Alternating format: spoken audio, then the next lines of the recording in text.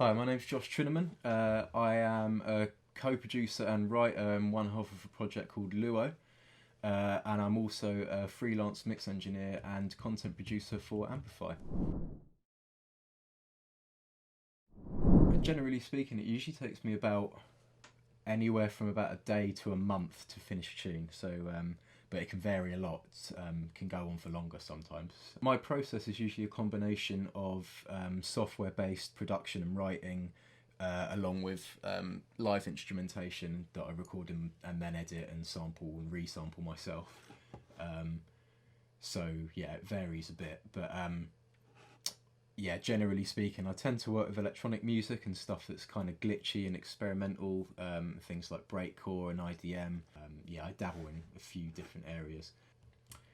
So for today, I've been assigned hip hop, and I'm going to try and just see what I can come up with in as short a space of time as possible. I'm going to be trying to go for something a bit light and jazzy and a bit similar to maybe Alpha Mist or Freddie Joachim. And I'm just going to see how I get on with that, basically. I try and find a drum groove that's got the feel that I'm after. I'm just going to try.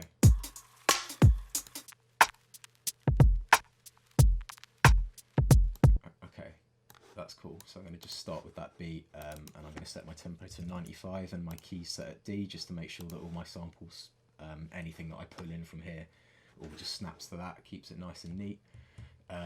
So the next thing is I want to try and find some sort of Rhodes piano sound, or just some nice chilled jazz style chords to go over that beat, basically. So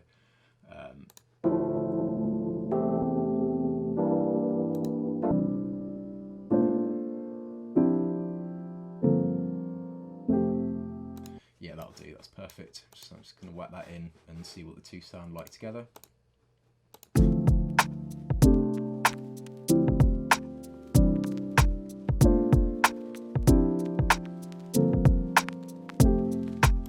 Lovely, it's pretty alpha. Okay, so the next thing I want in there is some sort of pad.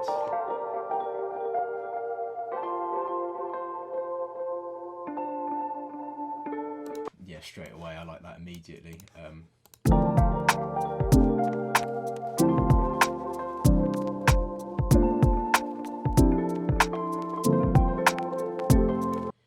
So that's really nice. Just this first bar of it, to me, just sounds like it's clashing a little bit with that piano. So I'm actually just going to shorten the loop, by a bar. And what this will actually do, because I've now chopped that off, where this loops, it will be offset with the start point of these two loops. So hopefully every time it goes round, the melody's going to shift over a little bit, and it will kind of create a bit of movement and sound interesting.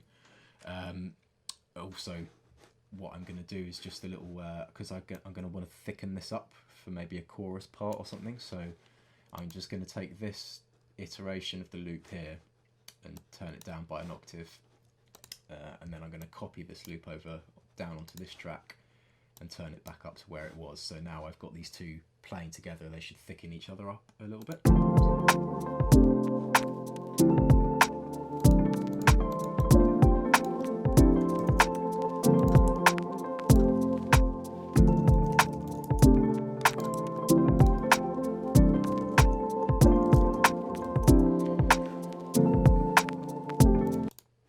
Perfect. The next thing I want in there is some sort of guitar, just like a little groovy, simple guitar thing going on. Let's try that top one there.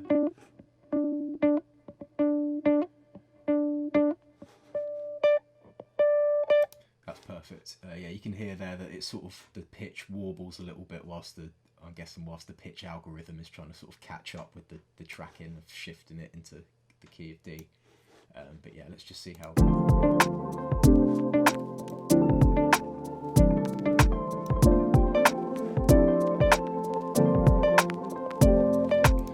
That's perfect. The next thing that I want to find is some sort of another main melodic loop, just so that I can go to it for like a B section kind of thing, or like a middle eight.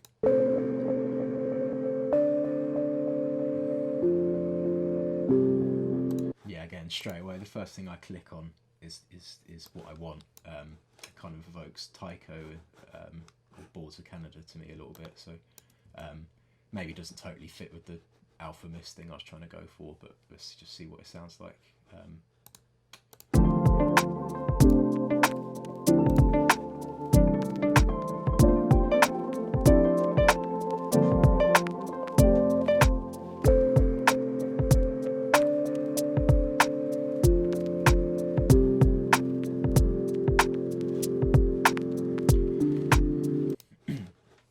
I think that's going to work. Cool. So the only other thing I really want in there is just some sort of effect to just add a little bit of interest in the background. So I'm just going to untick all the tabs and just go to the effects pane here. I'm just going to try any random one. Yeah, that's really cool. So I'm just going to chuck that in. And yeah, you get these options if you want the loop to just, if you want it to continuously play at the start every time the loop goes round, or you can just have it play once at the start or once at the end. And my guess is that can get quite interesting when you're pulling in maybe a lot of these and having them come in and out at different points, basically.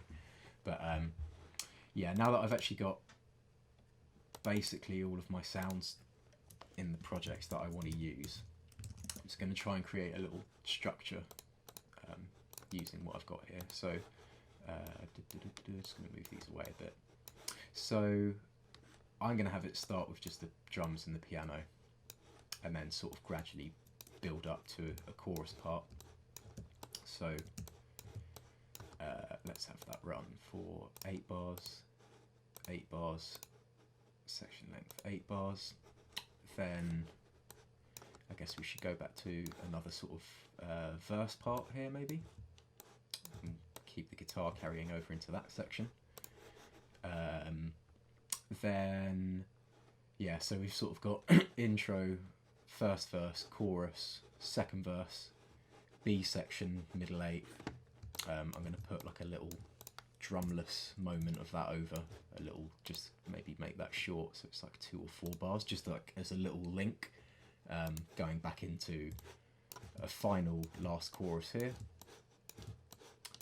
And let's have that run for twice as long as the first time the chorus appeared, so it goes on a bit longer. Got 16 bars, and then just have it died down again back to an outro here, and get that easy effects. I'm going to have it to play just once at the start, just so when this last section starts we just hear this once more and it kind of trails over, and I'm going to set that to run for a little while on this last verse beat going for the outro, because what I'm going to do eventually, I'm going to make use of this export to Ableton Live function, just to show you how this can all easily be transferred into live, and then I'm just going to do a couple of things to give this just give the piece a little bit more movement, basically.